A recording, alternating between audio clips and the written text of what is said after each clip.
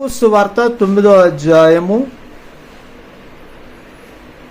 46వ వచనమండి.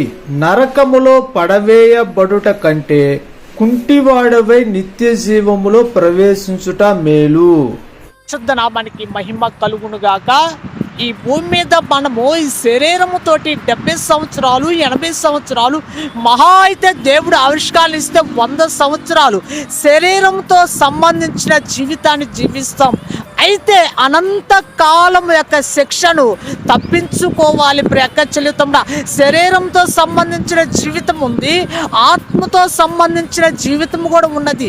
ఆత్మతో సంబంధించిన జీవితం అనేది పరలోక రాజ్యములో ఉండాలా లేక నరకములో ఉండాలా అనేది దానివే ఒక్కడివే నిర్ణయం తీసుకోవాలి. ఎవరు ఈ నరకా నుండి తప్పించేది? పరలోకం నుండి ఎవరైతే భూమి మీద దిగొచ్చారో వారే నరకం నుండి తప్పించగలుగుతారండి. వారే పరలోకానికి నడిపించగలుగుతారు.